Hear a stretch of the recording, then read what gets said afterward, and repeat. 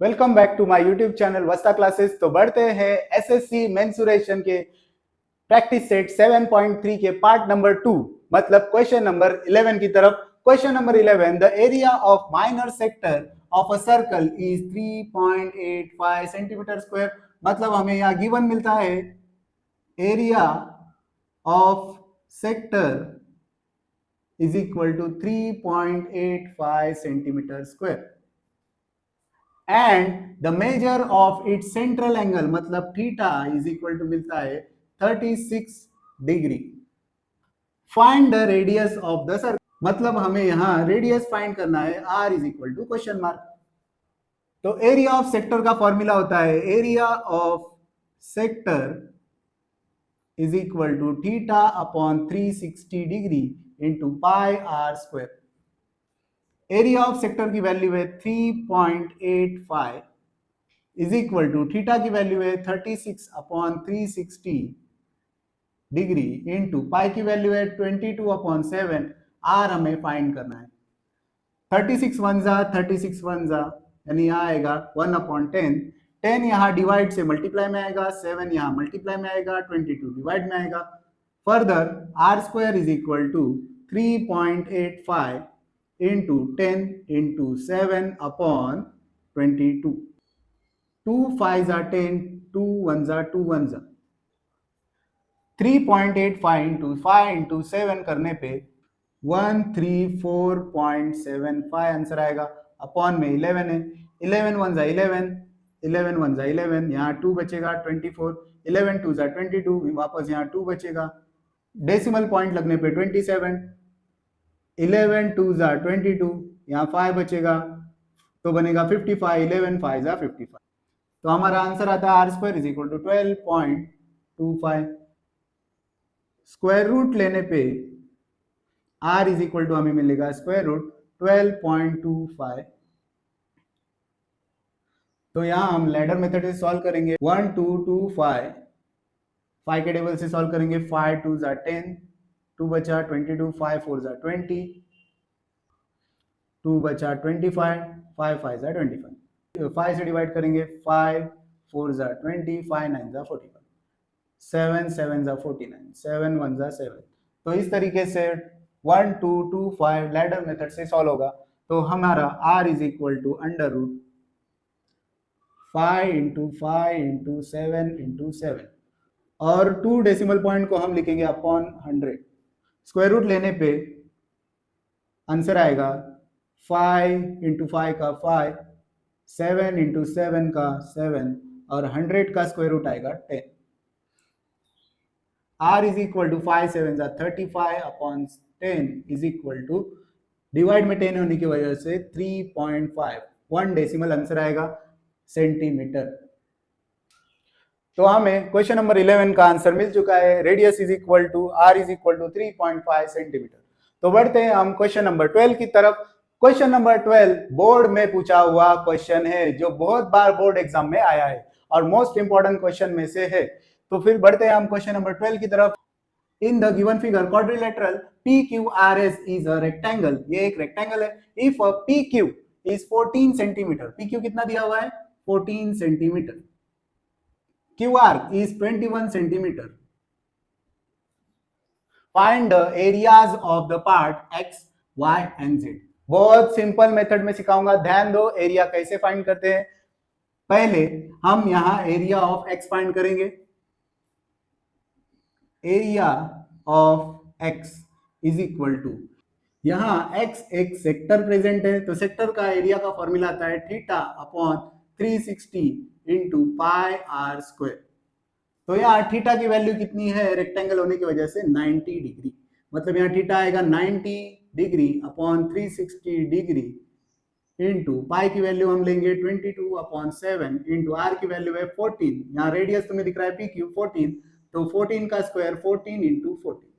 7 1 जा 7 2 जा, यहाँ 0 0 कट होगा, 9 1 जा 9 4 जा, 2 1 जा 2 2 जा, 2 1 जा 2 11 जा। 11 इंटू 14 करने पे हमें area of sector of X मिलता है 154 सेंटीमीटर स्क्वायर। नेक्स्ट एरिया हम फाइंड करेंगे Y का। Y का एरिया फाइंड करने के लिए हमें टी आर की वैल्यू फाइंड करनी पड़ेगी क्योंकि टी आर हमारा रेडियस है। पी क्यू की वैल्यू अगर 14 है तो क्यू टी की वैल्यू भी होगी 14 सेंटीमीटर।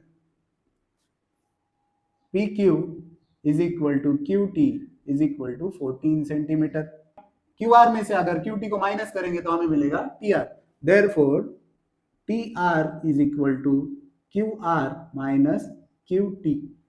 क्यू आर है 21 माइनस क्यू टी है 14, 21 माइनस 14 करने पे आंसर आएगा 7 सेंटीमीटर।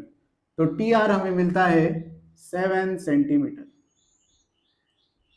तो हम area of sector Y find कर सकते हैं। Area of sector Y is equal to same formula theta upon 360 into pi r square.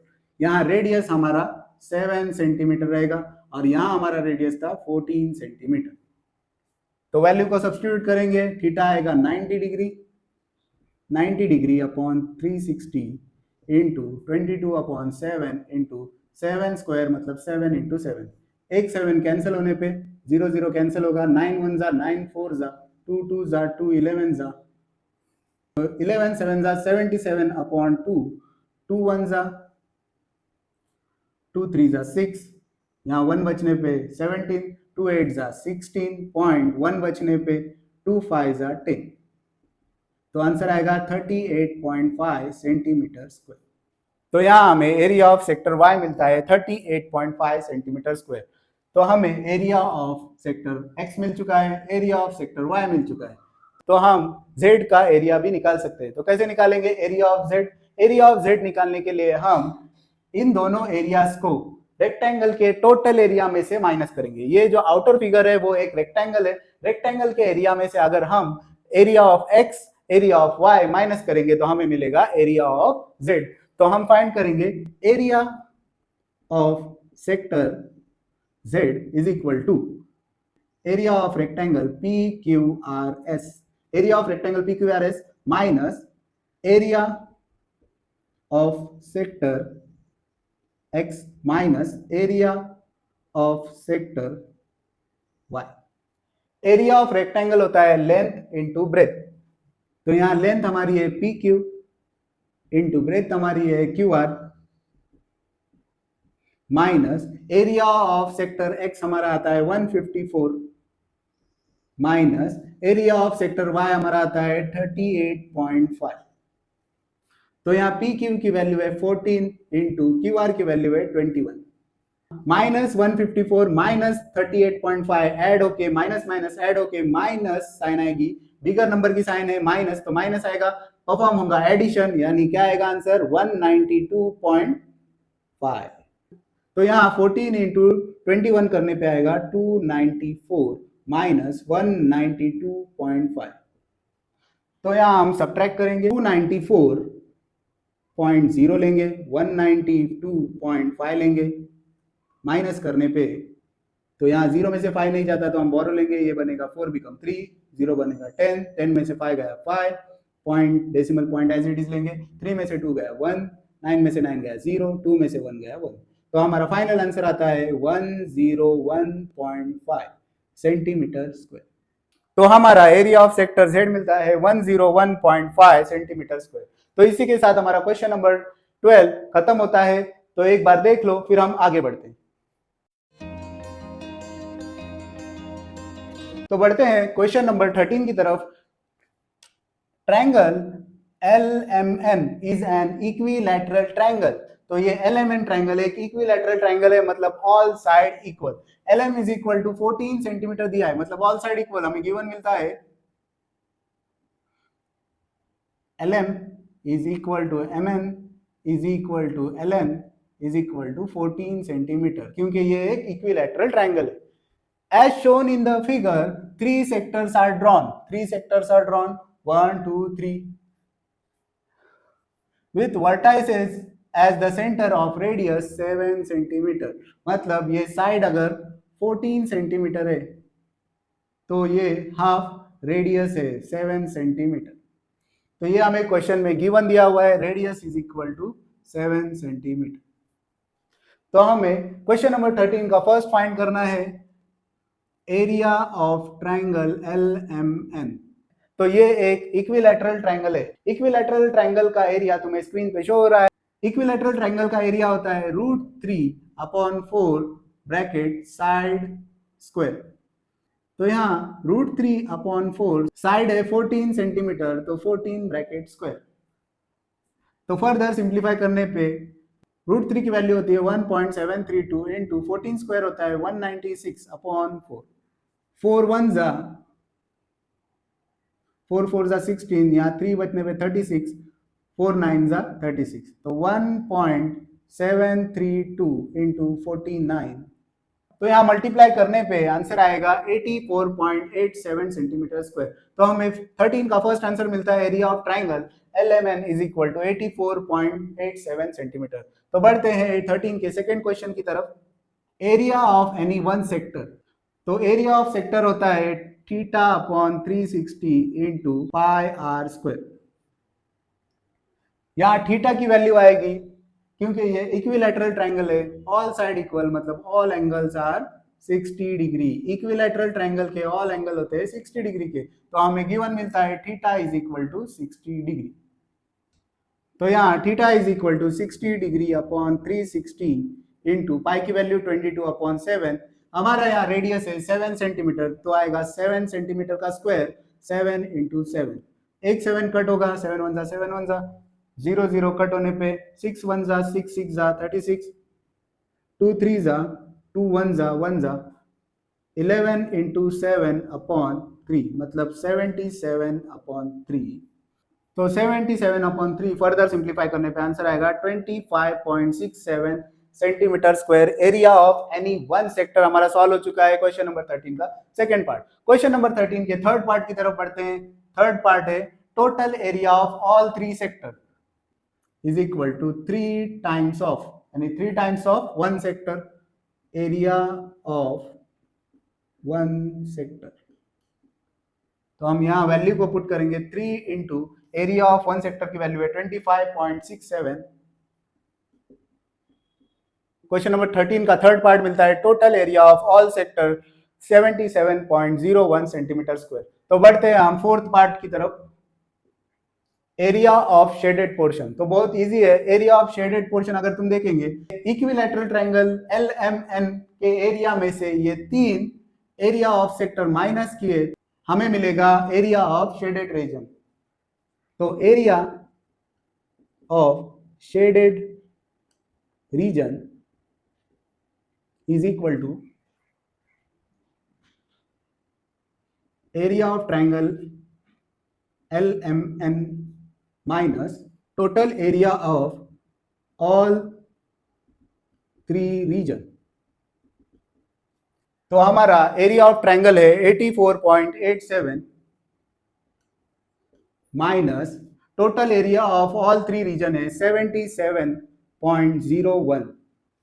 तो फर्दर सिंप्लीफाई करने पे एरिया ऑफ शेडेड रीजन आएगा 7.86 सेंटीमीटर स्क्वायर। इसी के साथ हमारा क्वेश्चन नंबर 13 जो बोर्ड एग्जाम में कंफर्म आ सकता है कंप्लीट होता है। तो एक बार देख लो, फिर हम एक्टिविटी की तरफ बढ़ते हैं।